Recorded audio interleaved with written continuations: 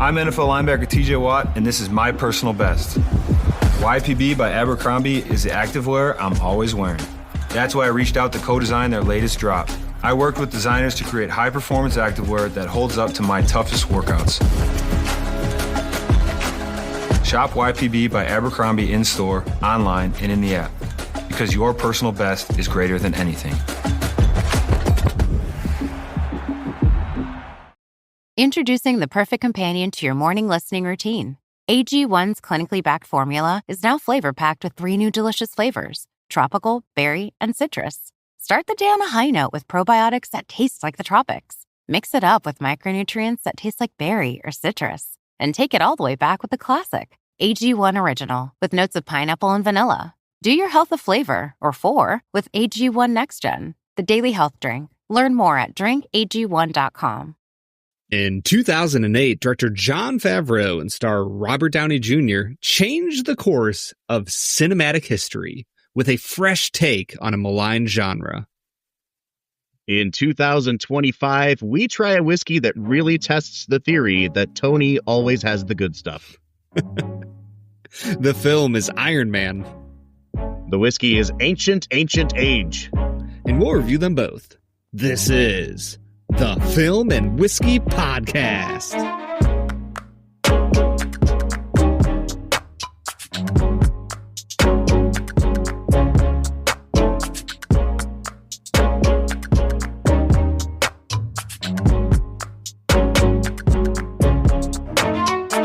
Welcome to the Film and Whiskey Podcast, where each week we review a classic movie and a glass of whiskey. I'm Bob Book. I'm Brad G.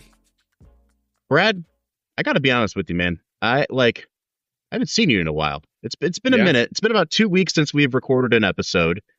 And, sometimes life gets in the way of you and I talking to each other. And the podcast is a great mechanism for us just to touch base. So I'm very glad we're doing this episode today because I miss you. I miss you, man.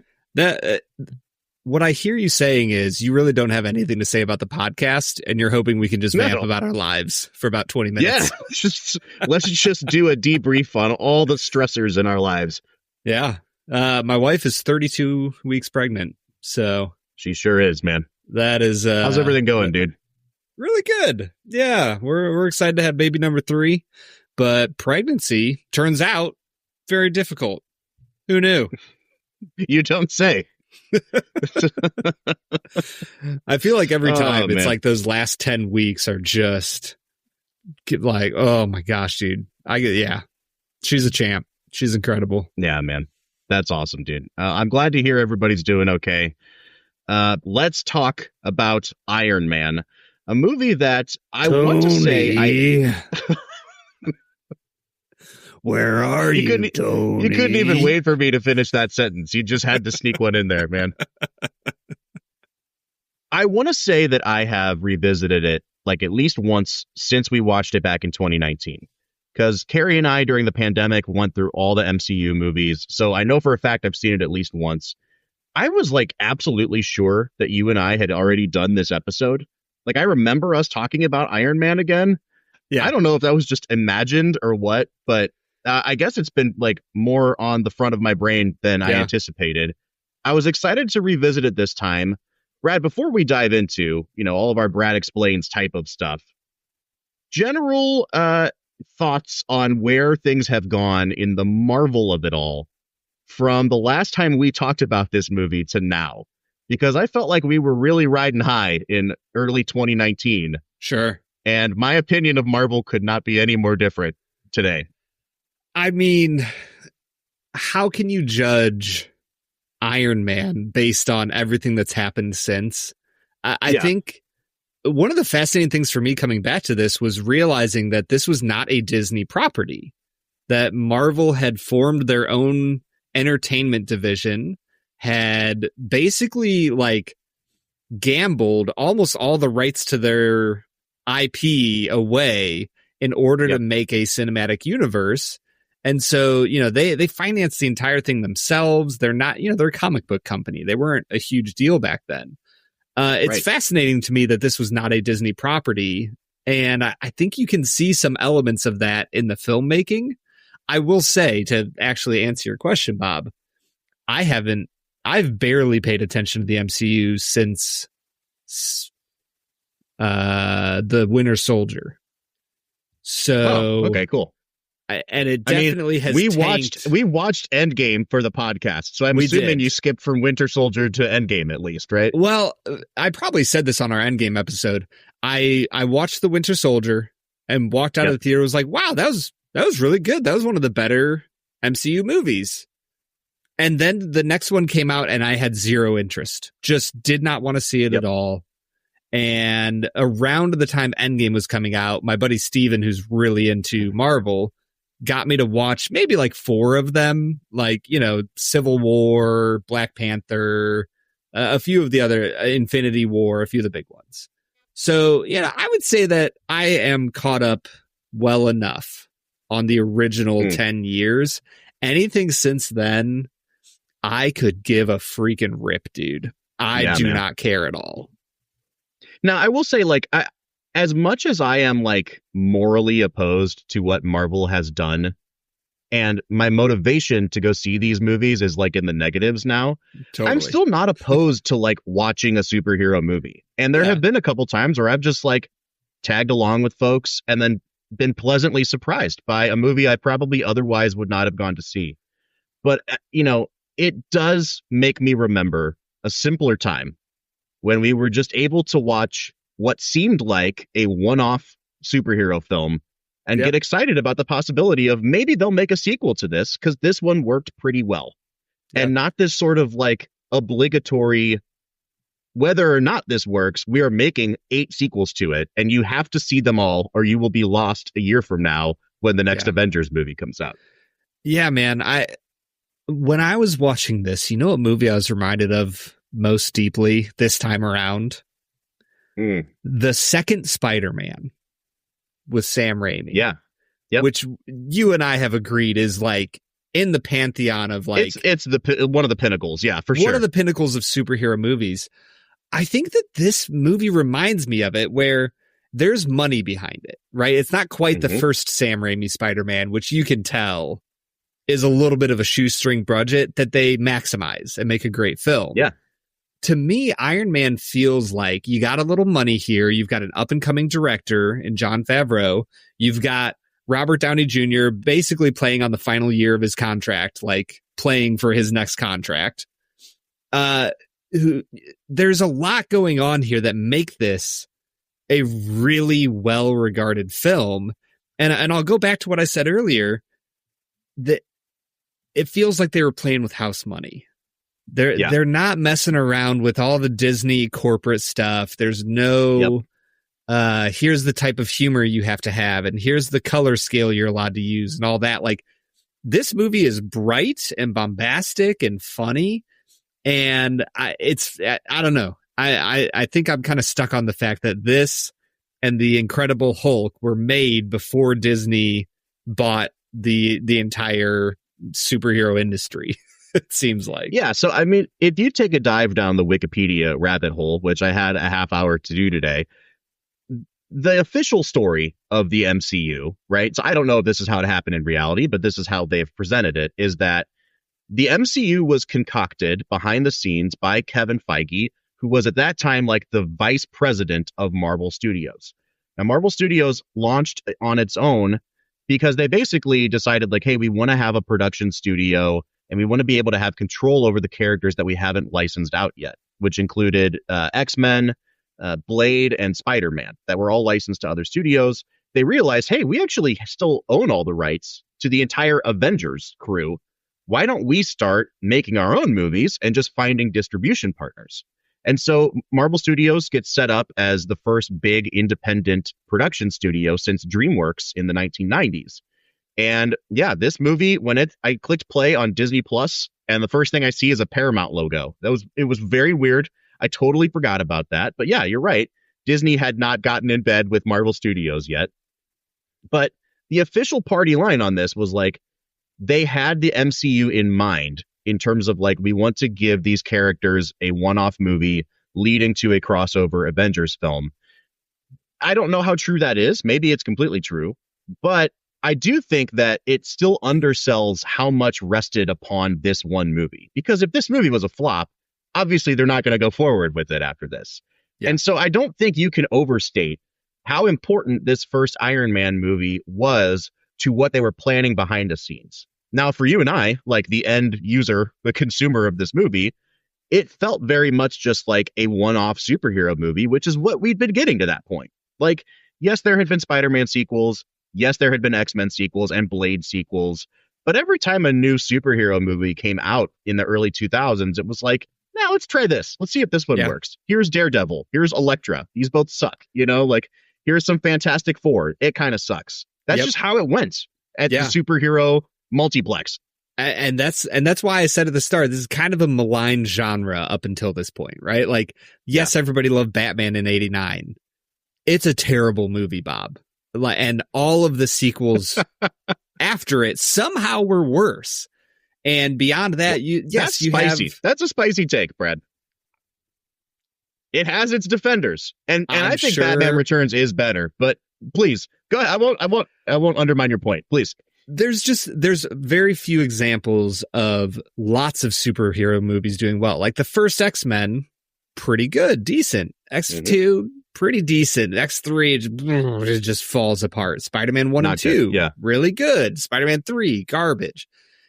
Elektra, Daredevil, like all of these movies are not doing the superhero genre any favors. And if we're being honest, like Batman Begins, is it a superhero movie? Kind of. Does that have the vibe of a superhero movie? No, like it's a Christopher Nolan movie. Yep. So at the end of the day, so much is riding on this film, and Robert Downey Jr. and Jon Favreau walk in and just hit a grand slam. Because I can tell you, out of all the movies we've reviewed on this podcast, we haven't done a ton that were like new releases in the mid to late 2000s that were like hyper popular, things that I saw, right? Really, like Casino Royale, this, I can't think of many others. And I remember walking out of the theater from Iron Man being like, that was one of the coolest movies I've ever seen. I loved this when I was 17, I think, when it came 100%, out. 100%, dude. And we will for sure get into all of this versus The Dark Knight and the cultural impact of both and how they're inextricably tied together, but also taken very different paths, I think, in the last few years.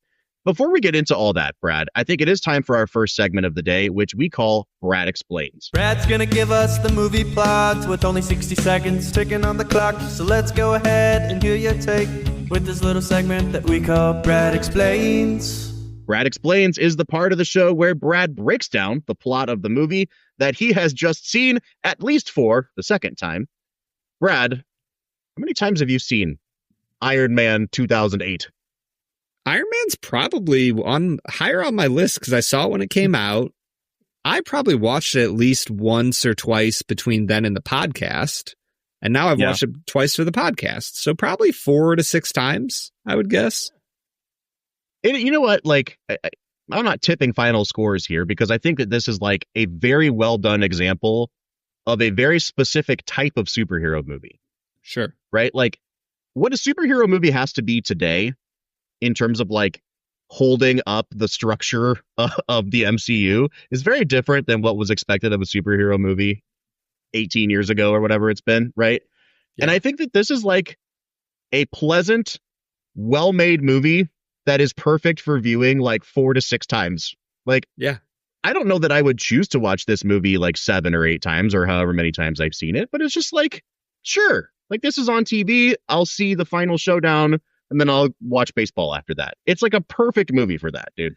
Bob, you just described something that never happens anymore. People don't just watch TV randomly and see a movie on. They stream and they especially don't watch baseball. They definitely don't watch baseball. You know what made me say that, though, is I just got the ESPN notification that the Guardians game started a little bit ago. So I was like, oh, baseball's on. Yeah, why not? Let's wrap this up. I got to watch baseball, man. Yeah, our 6-game losing streak. Oh, my gosh, dude. All right. So Brad, you have 1 minute on the clock to break down the plot of I forgot Iron we were Man still doing and... Brad Explains. Come on, man. 1 minute and go. Iron Man is a film that follows the exploits of the one and only Tony Stark, who is a super genius playboy billionaire inventor who is captured by a militant group in the Middle East. They use his skills to try to recreate a weapon system for them, but rather he creates the Iron Man suit, escapes from the cave he was being hidden in, and is saved by the U.S. military. He returns to the U.S. He tries to change his ways to make his company do a better job in the world, tries to track down shipments of weapons that are going to the wrong people. And in that process, he discovers his closest friend and mentor, Obadiah Stane, which is a great freaking name. Stan Lee knew how to name his villains, man. Obadiah has betrayed him and is trying to sell weapons to ne'er-do-wells behind his back. And it leads to a climactic confrontation in which we get the best Jeff Bridges that has ever graced a cinema near you. All right. I got a couple quick hitters here. I'm pretty sure the last name is Obadiah Stane, Stane. However, I thought about Ben Stein playing Obadiah, and I would like to see that. That's perfect. Tony. I don't think he's here today, Mr. Stane. So I'm going to be honest with you, dude. I did not grow up reading comic books, and I thought that I could probably guess what the origin of Iron Man was. Not just in the writing, but like what his actual character story was. And when you're dealing with superhero movies from the early 2000s to the mid to late 2000s, like they always are fiddling with the actual comic book to make a good movie out of it, which I'm totally okay with. I don't need my movie to follow comic book lore because I don't care, right? What I come to find out, though, is this is actually an extremely faithful kind of broad strokes representation of the Tony Stark story. So he's developed in the later stages of the Vietnam War. Stan Lee has honestly been accused of being very pro-war with the way that they framed the Tony Stark character, which was deeply unpopular at the time because people were really against the Vietnam War. But it's the same broad strokes. Tony Stark, weapons manufacturer, goes to do a demonstration in, I believe, Vietnam, or some analog to Vietnam, gets captured, escapes, becomes Iron Man. Brad, I'm going to be honest with you, dude. I obviously know how this movie goes. I know that there's this big Afghanistan terrorist cell escape that is the framing device of the film. And it's funny because I feel like when we reviewed this in 2019, that still didn't seem very dated. Like the idea of having a guy get captured by terrorists and have to escape still felt kind of yes, this is timely. And it's weird now, man. I don't know if it's just because of all the stuff that's happened since then and COVID and everything else, but I'm wow, this really feels like that kind of post 9/11 few years we got where anything that was based around espionage or the military, it was all Middle East centric and they were always fighting terrorists. And it made this movie feel extremely of a time. And that we're not really in that time anymore. I don't know how else to say that. Yeah, I think it definitely, my brain moved towards, I don't think they'd be allowed to make them the bad guys anymore. And part of that is just Hollywood politics and how they view the world. For me, it definitely did in the same way that it did for you. I was yeah, this feels like it's of a time period. And I recently watched American Sniper again. And so my brain was kind of already in that 2008, military, Iraq, Afghanistan mindset. So it didn't throw me off, but it was something that entered my mind where I'm yeah, I don't know if they would do that anymore. I don't know what they would do. But at the time, we've come full circle. like it's not the 80s anymore, but we've come all the way back around to like, let's just make the Russians the bad guys again. And like, I feel like that's what it would be today, right? I feel like Russia's activities in the last few years have helped make them the bad guys in pop culture. Again. No argument here. It's just like, it's just funny because I think we could just return to like having Ivan Drago be the bad guy, which they basically did in Iron Man 2 with the Mickey Rourke character. So there you go. Exactly. Dude, this is a complete aside. I saw an interview that was from like the Russian Minister of Information or something did with like MSNBC. And they were talking about like, you know, will Putin meet with Zelensky and stuff. And like every time the Russian Minister of Information said anything, I was just like, I'm sorry, man. It is too ingrained in the American consciousness not to hear that accent, that thick, deep accent, and be like, he's the bad guy. Oh man, the downloads in Russia are going off a cliff right now, Brad. I'm so sorry, guys. That's why we didn't do the Film and Vodka podcast, Brad. But listen, Film and Vodka. I will say though, so I was kind of in a similar vein where I was like, oh, this is interesting, like how black and white they are painting the, you know, I mean, they're terrorists, dude. Like, of course they're bad guys. And when Tony Stark holds a barbecue with them at the midway point of the movie, I'm like, great, like let's burn some terrorists. That sounds awesome. But I'm thinking to myself, man, does this end up being more like rah pro U.S. military than I even remembered it being? And I will say, like, I don't know if it's because of Hollywood politics and they just didn't feel like they could do that, or because they actually did want to make it a little bit more complex than that. They do a good job, not necessarily of like implicating the U.S. military. Like they're always talking about like, we're the good guys, but they do a really good job of like interrogating the idea of the military industrial complex. And like, I honestly was kind of impressed by the idea that these terrorists are obviously like doing horrific, barbaric acts on people and deserve to be killed, right? But they're ultimately like, they are the Darth Vader to Jeff Bridges' Emperor, right? Like there's somebody pulling strings behind the scenes that is even more powerful and even more insidious and sinister in a way, because it's in his best interest to just continue war profiteering. I found that like, I don't know why, because it's not like it's hidden in the movie. Like that's the plot of the film. I had just forgotten that they did try to kind of layer some of those things in.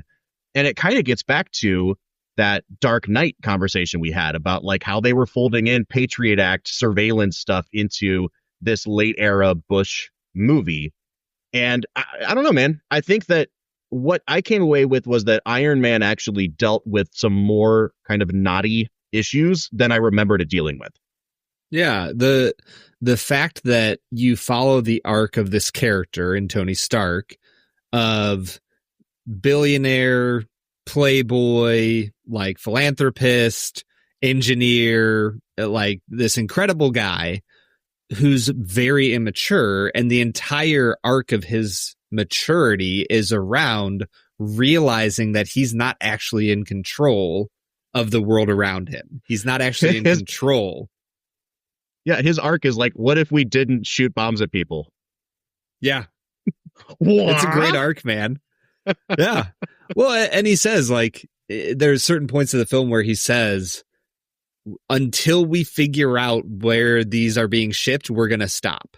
And it's this implication that we're still going to support good around the world through the use of force, but we're going to figure this out.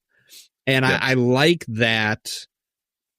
Like, really, it's kind of an idea of like corporate CEO accountability, of like the importance that business leaders know what's going on within their industrial machine and take care of business if not great stuff is going on. Well, that's a pretty good message.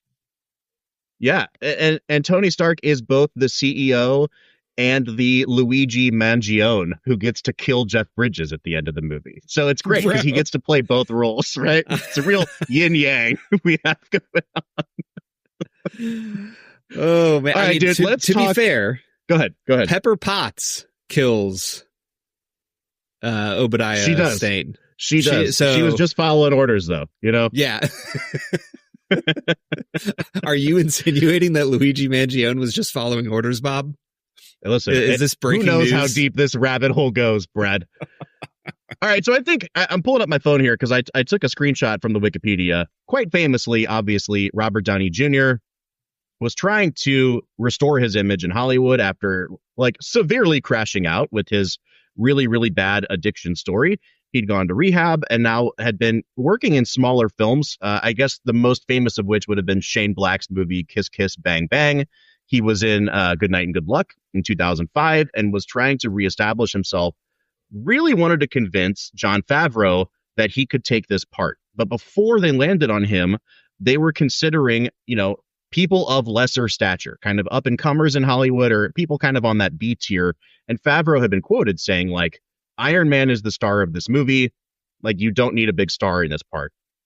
So some of the people that they considered, Brad, were Jim Caviezel, which I think would have been terrible. His stock and trade as I played Jesus. I play humble. I play quiet. I don't play Tony Stark.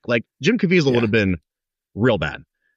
Timothy Olyphant, who I actually think would have been fantastic in this role. Sam Rockwell and Clive Owen. Now, Sam Rockwell obviously does get a part in Iron Man 2. He had been the one that had moved farthest down the pike with this before they got Robert Downey Jr. I say all that because Robert Downey Jr. has now been in 148 movies as Tony Stark. And I think sometimes we forget that just nailing the casting here kind of opened up the entire MCU. He is very, very great as Iron Man. But there's almost so much to talk about there that I really don't know what to say anymore. It's kind of like Johnny Depp with Jack Sparrow. It was great and it was inspired casting. And by the 8th time I saw him in that role, it was okay. I you know what I mean? RDJ is great in this movie.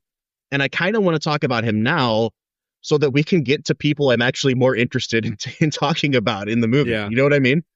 Yeah, I think RDJ sets himself up for the success that he gets.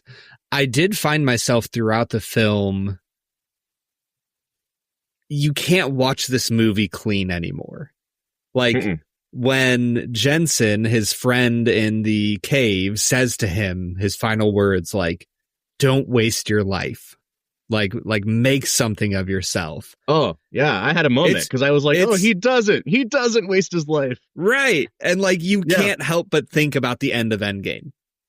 And it's this beautiful moment that prevents you from being able to just be present in the film, but it also connects it to these 10 plus years of his character and the entirety of the arc.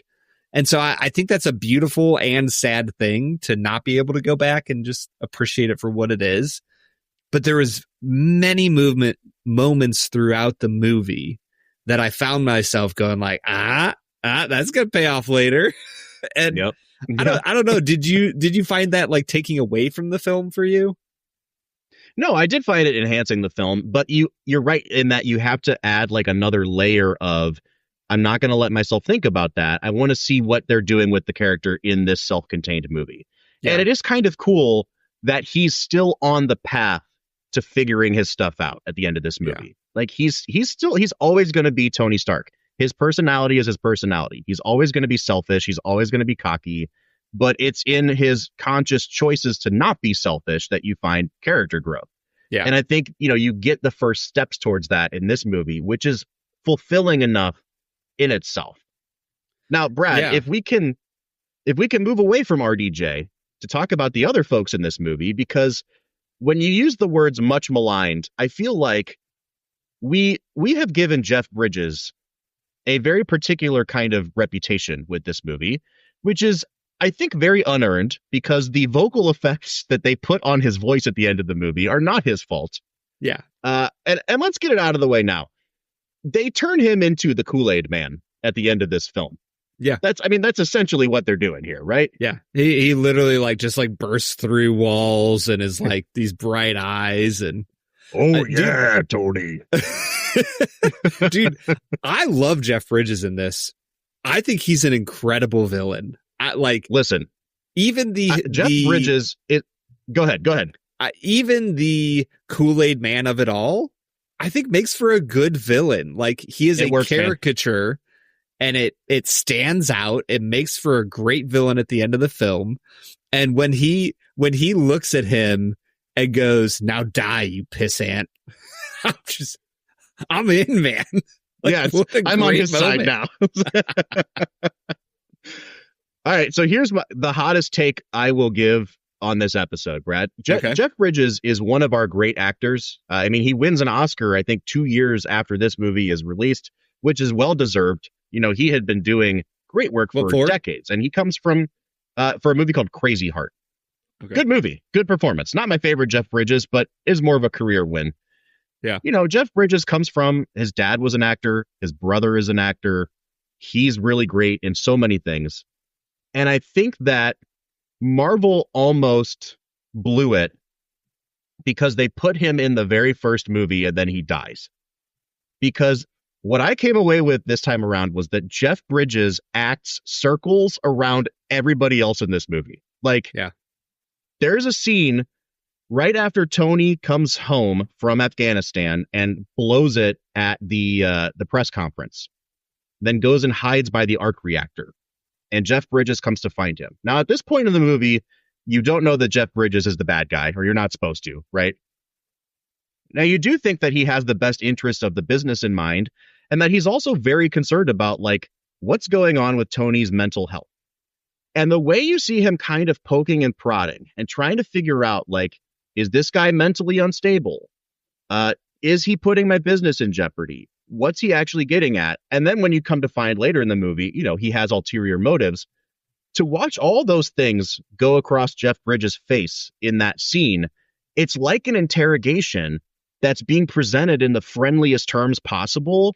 And I was like blown away at how he could juggle all those different things, especially when I come to find out, like, if you read the Wikipedia, the script for this movie was like not done when they were filming this movie, and they just encouraged the actors to improvise a lot. So how much of that was improvised, I don't know. But RDJ, I think, is perfect for the character of Tony Stark, but he's also very stuck in the Tony Stark like category. Like, he has to behave certain ways at all times. And Bridges is kind of able to, when he wants to go big and choose scenery, he can do that. When he wants to play a little more like cards to the chest, he can do that too. I was really, really blown away with him this time around, man. Yeah. I think the scene that you referred to when they first really talk after Stark comes back from captivity, the playful back and forth where Jeff is like poking and prodding, but both of them know he's really there to ask about the miniaturized arc reactor, but they still play the game for like 45 seconds before he finally like gives a tiny little crack in his facade and goes, "All right, Tony, show me what you got going on in there." And it's the way he sees it and immediately reaches forward and starts buttoning up the shirt and just goes, "Hey, Tony, we're going to keep this quiet for now. How about we just lay low?" And you can tell that he got what he wanted and is like moving on, and he smooths off his shirt. The interplay between them as actors, the chemistry is off the charts. I think RDJ does a masterful job in that scene as well.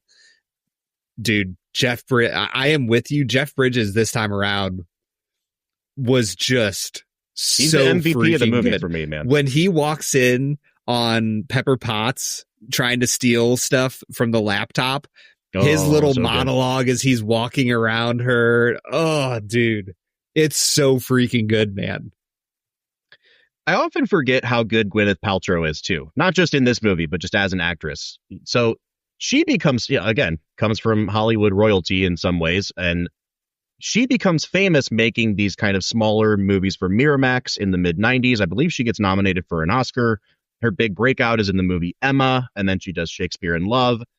When I was a kid, I didn't realize that Gwyneth Paltrow wasn't British for a long time because I just remember seeing her in movies where she plays a Brit. Yeah. And so then you get to a movie like this, and it feels like, is she trying a career like revamp? Is she slumming it in this comic book movie? And it really allows her to be a little bit looser, to not have this kind of like buttoned up persona in her movies. And they don't give her a ton to do in this movie, but especially that very last little scene where Tony's getting ready to go out and do the final press conference, and he's asking her, do you remember that night? And they do this great thing where they have her like buttoning her shirt and she just looks up at him. And it's like, oh, the chemistry's off the charts. She's playing this moment perfectly. I think that what makes this movie click is that it's like the worst parts of it are like a 7.5. Yeah. And they just nail the casting in some really key areas. And it just elevates the movie so much more from there. Yeah. And especially given what you said earlier, there's no script. Like, yes, there was a script.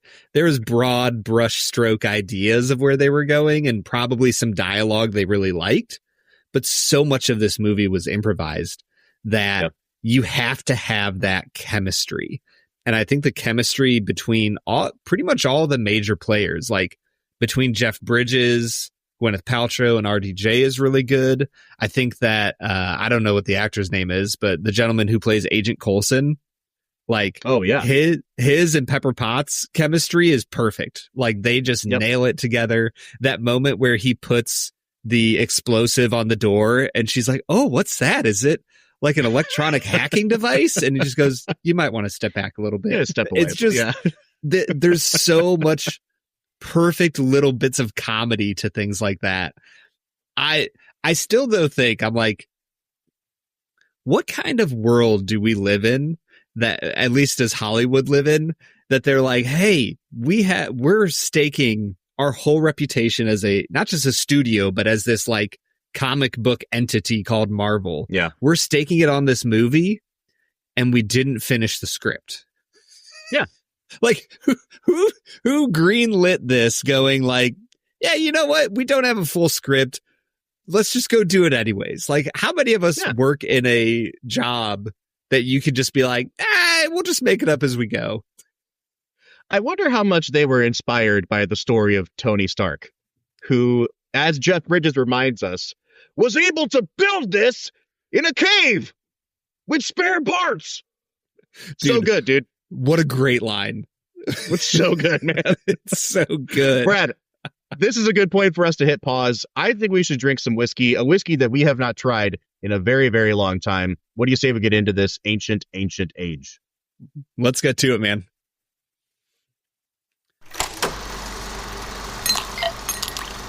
All right, so today we are checking out Ancient Age 10 Star, which is just not 9 stars. It sounds like the kind of whiskey where, like, if you took the name of a real whiskey and then ran it through Google Translate to Chinese and then back to English.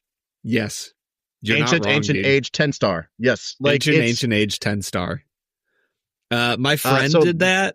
He had what was it? It was a copy of Star Wars where it was like had been translated fully. The subtitles had been translated into Chinese and then back into English. And they kept referring to the galaxy as the silver spoon in the sky. And it's just incredible, man. That's awesome, dude. So in researching Ancient Age, a whiskey we have not had since I believe 2019, I learned quite a bit, Brad, that I did not know. Important context, I think. And I'm going to be reading directly off of a website here. So this is unverified, except that I quickly Googled, is this true? And Google said yes, but like, who knows? This is from a website called... When has Google been wrong, Bob? Yeah. When has AI overviews ever been wrong, Brad? This is from a website called thewhiskeycloset.net. So again, if I'm wrong here, it's not my fault, but this sounds correct to me. It's their fault. So this is what they say. For the uninitiated, it might seem like Buffalo Trace makes, owns, and has the rights to everything distilled at their facility.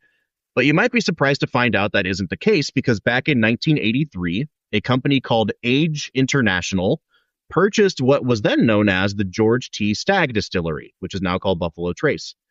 Under the watch of then master distiller Elmer T. Lee, Ancient Age Distillery and Lee created Blanton's, right? So a few years after they make Blanton's, everything that was using that mash bill, which is now called mash bill number 2 from Buffalo Trace, was sold off to a Japanese company called Takara Holdings, who then immediately turned around and sold the distillery back to Sazerac, but retained the rights to all of these brands.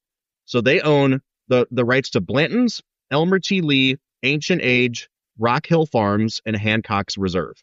Now, these are all actually distilled at Buffalo Trace, but they're technically made by an entity called Ancient Age Distillery. So Buffalo Trace has the sales and distribution rights, but they don't actually own those brands. I never knew this. This is very interesting to me. Bob, if that doesn't just illustrate the BS of marketing and all the backroom stuff that goes on in the liquor industry, I don't know what will convince you that what you're drinking is BS. And keep going. So anyway, I just thought it was interesting. Under all those, banners, the Elmer T. Lees of the world, the Blantons, is Ancient Age. Now, Ancient Age is, again, made using this same mash bill, but it is like the lower tier version of that. And you have an 80 and 90 proof Ancient Age, and then you have what's called Ancient Age, which was at one time the 10-year version of that. They have since lowered that age statement to a non-age stated, which is why the name went from 10-year to 10-star. Instead of just taking off the 10, they're like, we're going to make this part of the name now. Apparently, at one point, it was like 6 years non-age stated. Now they're saying it could be as young as 3 years old.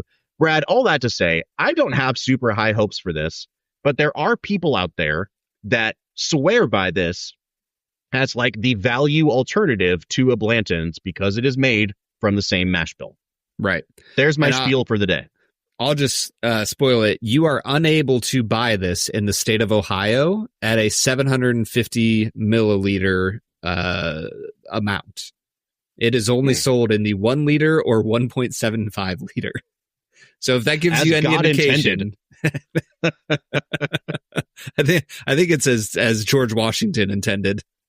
Yeah, that's what he wanted for his Americans. All right, man, let's go ahead and dive into this. Again, this is the famous mash bill number 2 from the Buffalo Trace Distillery, clocking in at 90 proof. No age statement on this.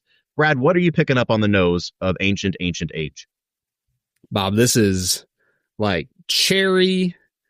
It's kind of butterscotchy. It's kind of astringent and young. I think I can smell like the residue of 10 stars twinkling within the glass. This is like okay. It's not great. It's not bad. I'm going to give it a 5.5 out of 10 on the nose. There's not enough here to like get me pumped and excited, but there's some like very basic, decent flavors that we have going on. I think it is important. We try not to always let the price of something or the value of something color the actual tasting experience. In a situation like this, where we're drinking 3-year-old whiskey that sells for $22 around thereabouts for a 1 liter, that's like a $16.50, 750 ml. So like I'm drinking $16 whiskey. And I think for $16 whiskey, the nose on this is surprisingly complex. I'm with you, man. There's a lot of cherry, like dark black cherry on this for me. There's some great brown sugar notes. It's got quite a bit of oak, but it smells older than what's probably the youngest component of this. I like this quite a bit. I'm going to give it a 7 out of 10 on the nose. I think for me, the palate is the highlight here. It reminds me of like a cherry yogurt. It is pretty oak heavy, and there's a little bit of baking spices kind of going on. It's like a pleasant experience on the palate. I'll give it a 6.5 here. Oh, I actually like this quite a bit more than I thought I would. I will say the front of the palate for me, there wasn't much going on, like at all. It almost had like kind of a tart sour cherry taste to me, and it was super duper thin. It wasn't until it hit my mid palate and the back of my palate that any spice level came out. If you had told me this was 80 proof, I'd probably believe you, because I think the only kind of spice notes you get aren't from ethanol, but they're from that kind of oakiness. I wonder how old, Brad, the oldest whiskey in this blend is, because I think there's definitely some character to this that you don't typically get, even on like a benchmark, which we just had a couple weeks ago and is a Buffalo Trace product. This tastes a lot more well-aged than that. And again, I'm colored by the fact that it's $16 here, but I think I'm going to give it a 7 out of 10 again. I was going to say, man, I hate to say it, but I think you're scoring this higher than it deserves. I'm just going to be honest with you. That's fair. Well, then balance me out, dude. 2 out of 10. This is the eternal sunshine of the whiskey world. I think the finish is not good. Like, this is the one point where I just go, it dissipates quickly. It's got a sickly cherry cough syrup vibe. The oakiness takes over. It's not an impressive finish for me. I'm at a 5 out of 10. It's not like horrific, making me question my choice to ever drink whiskey, but it's a 5 out of 10. I'm going to give it a 5.5 on the finish. I think the thing for me that's actually keeping my scores a little higher here, Brad, is that there's this underlying note of like simple syrup. There's just a little touch of sweetness on everything here. So even that Robitussin note on the finish, it had a little bit of syrupiness to it for me, which kept it from getting like too bitter and making, you know what I mean? Like making me not want to take another sip. It is just a 5.5 for me though. And when we get to balance, because of that dip on the finish, I think I'm going to come down to a 6.5 on balance. This is a perfectly passable whiskey. I do think if, you know, I can tell you don't like this as much as me. I don't know that this would make a great mixer. It's not bold enough to really pop in anything. And I think if you're going to drink it, then neat is the way to go here. Yeah, I would probably agree with you. I'm at a 5.5 on balance. I just don't think there's anything here that makes it really stand out. Now, I will say $19 for a 1 liter in the state of Ohio. I'm guessing that's the price across every one of the states. I'll give it a 7 out of 10 on value. I don't think it's a bad value. You're getting an extra 250 milliliters. It's $19. If you want a cheap whiskey to drink, why not get H&H? 10 star. It's not going to hurt. There's 10 stars, Brad. There are 10 of them. How could I say anything? You know what? This is a 10 out of 10 across the board. It's going to get 10 stars from me, Bob. All right. It's been a couple weeks since we've had Benchmark, and that comes from a different mash bill, I believe, at Buffalo Trace. I think that this is a better whiskey than Benchmark is. The regular Benchmark. Now, some of those like top floor, full proof are definitely better than this. I think I like the flavor profile of this better than regular Benchmark. Man, I think I would lean towards Benchmark. Okay. I think, it's a little bit cheaper. You're looking at like $13.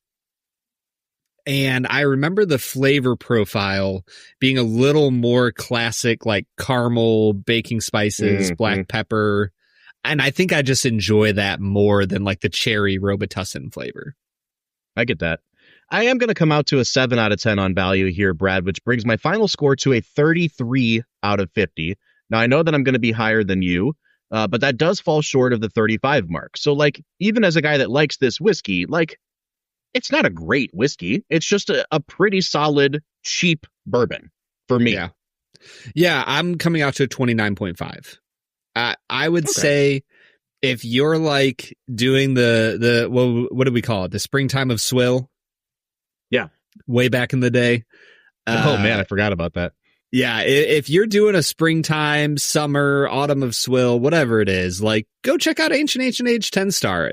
It's not going to disappoint you for the price that you pay. It's not going to wow you for the price that you pay either. So no. Yeah, I think that's a category that's pretty much reserved for us with Rebel Yell 100 now. Like, it just is what it is.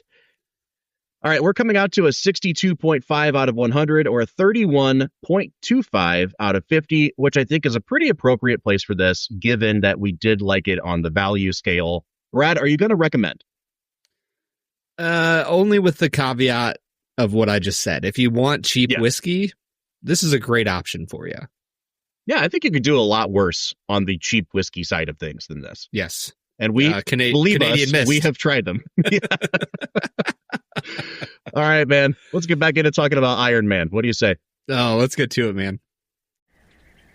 The road is calling. Embrace the thrill of the drive with the fully electric Audi Q6 e-tron. Featuring effortless power, serious acceleration, and advanced Audi tech.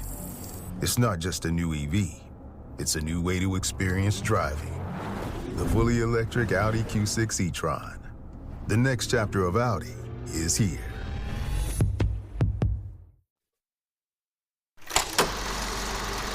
All right, everybody, that was Ancient Age 10-star. This is the pinnacle of whiskey, Bob. Am I right? If we could ever get our hands on a sample of Ancient Age 10-year, I'd really actually like to try that. I think that'd be really good, man. Yes, yeah. I would be fascinated to try that. But in lieu of that, Brad, we're going to do something else here at the moment. It's something we haven't done in a couple weeks. It's our game, which we call Two Facts and a Falsehood. Brad is gonna try to stump you, Bob. Two are right and one is wrong. Two facts and a falsehood. Two Facts and a Falsehood is the part of the show where Brad presents me with 3 items as fact about the making of this movie, one of which is a complete lie. Now, we took last week off from Two Facts and a Falsehood because Bilga Ibiri was here, and we wanted to just kind of sit at his feet and glean some wisdom about the Tree of Life. What a great I will dude. claim that automatic victory all day, every day, Brad. Yeah, it's all yours, man. I never let it be said that I'm not a generous man. Well, I'm sure that you came armed today, Brad, with some Iron Man facts, knowing that, we hadn't done this in a while, and also that I could not care any less about the MCU. So I am kind of like ripe for the picking here today to get myself a loss. Brad, hit me with your 2 facts and a falsehood. Fact number 1. Producers Avi Arad and Kevin Feige, when working through their product placement contracts, asked Feige's kids, Eric and Ella, for input on what burger Tony should eat after his time in captivity. Fact number 2. The character Obadiah Stane plays on the piano a musical piece that was actually written by 18th century composer Antonio Salieri, who is best known, obviously, as a jealous rival of Wolfgang Amadeus Mozart. Fact number 3. The sound used during a target lock-on in Iron Man's heads-up display is the same sound as the laser cannon firing in a 1978 Space Invaders arcade game. All right. Number 3, I don't care about. So I'm just going to let that set aside. We're going to say that that's true. I don't care. How often has that served you, Bob? I don't care, man. That, Brad, when it comes to me winning this game, 60% of the time, it works every time. Every time. So that's right. For me, it's either 1 or 2. Now, as I was watching this movie, I did notice the Burger King burgers appearing multiple times throughout this film, which made me chuckle because I'm a big fan of the Steven Spielberg movie, The Terminal, as you know, which had some insane Burger King product placement in it. And I just remember thinking to myself, like, man, Burger King was really going for the Hollywood burger placement in the 2000s. Yeah, dude. I don't know how well it worked out for them, but I love a Burger King burger. Are you a fan of Burger King? I haven't eaten fast food in a while. I will say, when we were in college, Bob, the buck double at Burger King, I could go to Burger King, spend $3 and get 2 double cheeseburgers and $1 fry. Yep. And I was like set. If I want to do that now, it'd be like $9. The thing about Burger King, the charbroil flavor is just better than everybody else. Yep. And the kind of cheese that they use in between the patties gets meltier than everyone else's cheese. And it's just freaking love a Burger King burger. I would say Burger King definitely is the superior burger. My buddy Steven and I actually have we'll go to 2 fast food places and get a McFlurry and a Frosty or just a double cheeseburger at both places, or their chicken sandwich, and do our own little, all right, McDonald's or Burger King on the chicken sandwich. Yep. Burger King is, I would say, the best burger. I agree. All right. So that's number one. Number two on your two facts and a falsehood list. It could be real. It sounds a little too cute. And it also references one of the 12 movies that you've ever seen. So I am immediately circling that as a Brad G. Bob, we are possible invention. 10 seasons in to a 32 movie per season podcast. I've seen at least 290 odd movies since we're redoing season 10. Well, you've seen Amadeus twice now, so I know that it's kind of fresh on the brain too. In fact, Brad, Amadeus. I do kind of hope that it's true, but I'm pegging it as the falsehood here. So I'm going to say number 2 is the falsehood just because it sounds like something Brad would make up. Yeah, you're wrong, Bob. No! You're a loser, Bobby. No. Bobby, you lost. Now die, you little pissant. What a great line, dude. Dude, we need to just start saying that to each other. Please tell me that that's the one line that wasn't ad-libbed by Jeff Bridges. That was no. We've got to stick with this line. They handed him the script, and it was 120 blank pages, and then just page 121 had that line on it, and that was it. Also, how does Jeff Bridges not be able to say manufacture? Did you notice that? Twice in the movie he goes, manufacture. Yeah, why not? Listen, when you are the CEO of a weapons manufacturer, you can call it whatever you want, Brad. Fun fact, he is actually playing Antonio Salieri's music in that scene. That is really cool. That's a nice little Easter egg that I would never have noticed. What was the falsehood? Number 1 was the falsehood about his kids helping pick between different competing burger franchises. Well, the funny thing was I almost selected that one because the way you phrased it was that they sought their input, but then you never said who they suggested. They sought the kids' input and they all said Wendy's. Yeah. Which you and I have talked about. If they sought our input, no Wendy's. Wendy's does not season their meat, dude. I will give them credit. When they slather their meat with cheese and bacon, I can get down with a Baconator. I'm not opposed to a Baconator. The Wendy's spicy chicken sandwich is S tier. It's really good. Wendy's burgers, not so much. Yeah. Even just whatever their basic $2 chicken sandwiches is a good chicken sandwich in the realm of fast food. But the spicy chicken one, that's good stuff, man. So good. Can we just talk we're supposed about to be talking about Anchorman, or I said Anchorman. We're supposed to be talking about Iron Man. I don't even remember what we're doing anymore, dude. Iron Man? Oh, man. All right, dude. Let's jump back into talking about this movie. There is one actor we did not touch on, and that was Terrence Howard, who we've talked about a few times in the history of this podcast. I think most notably on our episode about Crash. Yep. I got to be honest, dude. I have gone to bat for Terrence Howard in specific roles before. He's not good in this role. I don't buy him for a second as a member of the U.S. military. And to be honest, I'm very glad that he got replaced by Don Cheadle moving forward because it just does not work. He's the one part of this movie that does not work for me. He's supposed to carry the sense of gravitas and a little bit of charisma as somebody that could hang out with Tony, and he doesn't do either very well. The only moment in the whole film I like him is when he's faking being drunk and talking to Tony intensely in his ear while these sexy women are dancing in front of him. There's something about that scene that just made me laugh really hard. And you're that felt like an accurate Terrence Howard. Based on what I know about Terrence Howard's personal life, I feel like that same conversation would happen, but it'd be a weird math conversation. Yeah, it'd be about astrophysics or something that he doesn't know much about. Yeah. Yes. 100%, dude. Yeah, not a big fan of Terrence Howard as Rhodey. Don Cheadle is so much better. So much better. I want to talk a little bit, Brad, about the fact that this was made outside of the Disney MCU, and it was made before the sort of churn of we have to get one of these out every like 9 months started kicking in, because the special effects in this movie hold up remarkably well. Like, this really movie good. looks great still. Yep.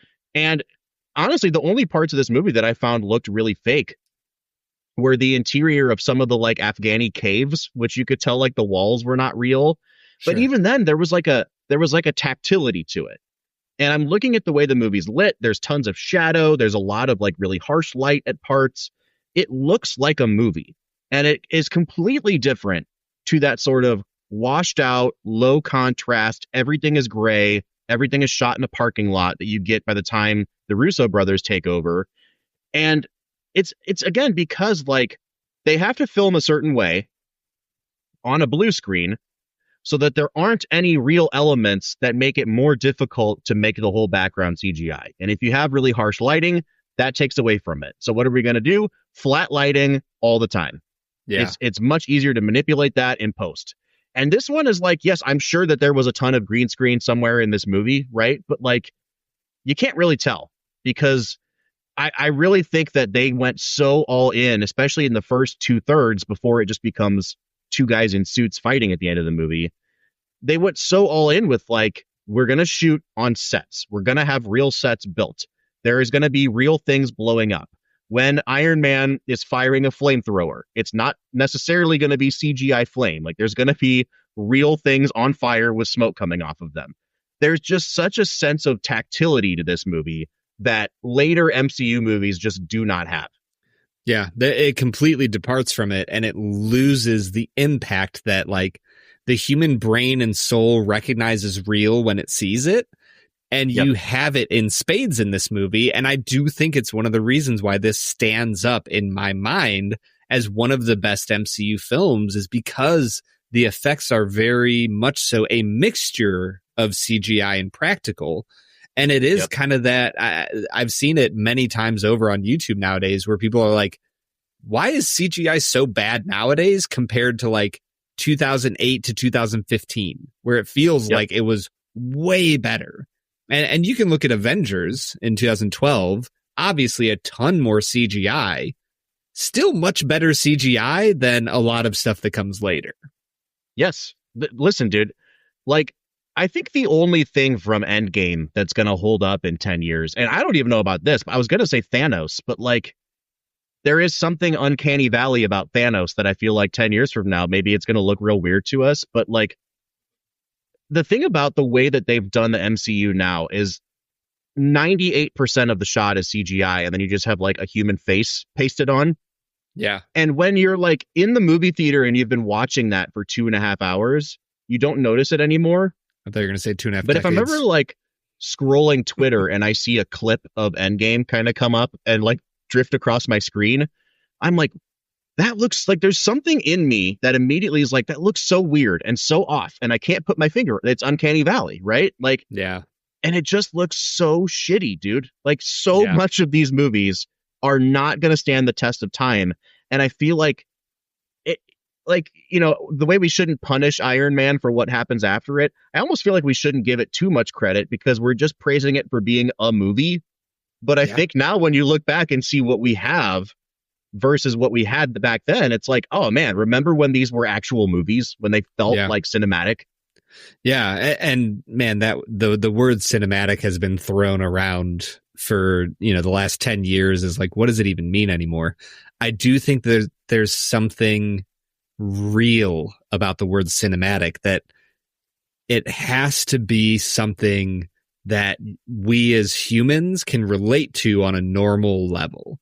And we just can't relate to CGI. It doesn't feel real. It doesn't feed the human soul in the same way as seeing something that's really on fire or exploding or whatever it is. And like, to go back to what we talked about way earlier with like the Dark Knight, like at the end of the day, man, he really blew up a giant hospital. And like, Heath Ledger really was walking away from a giant explosion, getting in a bus, driving away as this whole building came down. Yeah. That's freaking cool, and it's going to stand up the test of time. For sure. All right, man, I think that's a good point for us to segue into our last segment of the day, which we call Let's Make It a Double. We're near the end of the episode, so thanks for listening to the Film and Whiskey Show. Let's pair another film with this one, even if it's a struggle. It's our final segment of the day, now let's make it a double. Let's Make It a Double is the part of the show where we pick a movie to pair up with this one to make the perfect double feature. Brad, I'm kind of flying by to the seat of my pants today because it's like we could just do The Dark Knight. We could pick any Marvel movie. Sure. I'm still kind of mulling over mine. So why don't you go first and give us your Let's Make It a Double? Oh, man. I do think that Batman Begins would be a good option. I think that it's kind of the origin story superhero movie. It's set in a similar era. I don't know, man. You know what? The other movie that I'm thinking about, I'm going to pick just because I want to. I'm going to pick Pacific Rim because I want more people to watch Pacific Rim, and it involves human beings piloting mechanical suits of armor, and you should go watch Pacific Rim. It's a blast. I was really worried you were going to pair this with Zero Dark 30 just to go with the weird terrorist theme. And so you could sneak a leash reference into this episode as well, as you typically do. You brought it up, Bob. You're the one who's gonna get caught, not me. I think I'm gonna pair this with a movie that we really haven't talked about and should probably put on a later season, which is the Coen brothers 2010-2011 remake of True Grit. Because I think that movie freaking rips, first of all. And it's another great Jeff Bridges performance. And I just we've barely ever talked about Jeff Bridges. And that's one of my favorite Coen brothers movies. So I think you could do a lot worse than watching this and True Grit back to back. I actually saw that in theaters, Bob. Good movie, dude. Yeah, I really enjoyed it a lot. Matt Damon, we'll right? Put it on. Matt Damon, Haley Steinfeld. Yeah. Good flick. Let's do it. All right, so from Brad, it's Pacific Rim, and for me, it's True Grit. I don't know. That's a weird double feature. Why don't you just watch those two and not Iron Man and see what happens after that? Yes. All right, dude, let's do final scores here. I think that we have done a good job of placing this in historical context. It's an important movie because, for better or worse, it kicked off the MCU, which has effectively ruined movies forever. It did. I can't blame this movie too much because this is a movie and it feels like a movie. Yep. I also can't give it too much credit because it's a good movie. It's got its flaws. Yeah. But it's a perfectly fine, way above average movie that I enjoy the hell out of. I think I'm going to land at an 8 out of 10 on Iron Man, Brad. Yeah, I think at the end of the day, the reason this movie works is because it has an incredibly charismatic performance from RDJ paired with a emotionally impactful story of growth. And when you see Iron Man grow into who he is and try to become a better person, and when he stops Pepper Potts and he goes, "Listen, you stood by my side when I did all my BS all those years. And now that I'm finally trying to fix all the wrongs that I unknowingly committed, you're going to leave?" And then she turns around and basically is like, "Yeah, but you weren't in danger then. And now you are." It's moments like that illustrate the emotional depth behind this movie of the love and the growth that I really do think Iron Man nails so many classic storytelling tropes in a unique and interesting way that make it such an effective film. I'll give it an 8.5, Bob. All right, cool. So that brings our average to an 8.25 out of 10. I think that's a perfect place for this movie, Brad. I don't know that it deserves to be talked about as any sort of all-time classic, but it's a lot better than your run-of-the-mill superhero movie, especially has become nowadays. All right, but we'd like to know what you guys think. Iron Man 2008, where does it rank on your MCU rankings? How would you pit it up against Christopher Nolan's The Dark Knight? You can let us know on any one of our social media accounts: Facebook, Twitter, or X, Instagram, TikTok, or YouTube. Here on YouTube, just below, at Film Whiskey. It's been X for a while now, Bob. I feel like we've Twitter, bro. I feel like we've hit the point where it's are we really still calling it Twitter? We're being contrarian at this point. Yeah. Yeah, totally. Wherever you want to find us, you can, including our Discord. We are on Discord every day talking to you guys, whoever wants to chit chat with us about movies, whiskey, all sorts of other things. So if you want to join the conversation, you can find a link at the end of every single one of our show notes.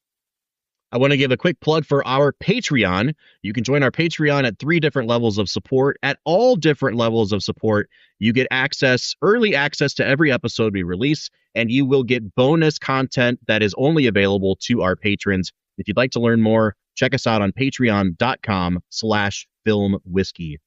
Brad, next week, we will be back with another movie that has seen much press in the 6 or 7 years since it's been released. We're talking about the Best Picture winner, Green Book.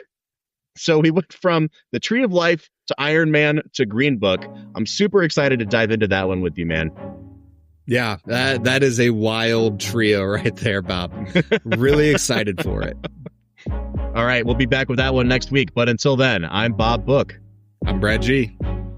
And we'll see you next time.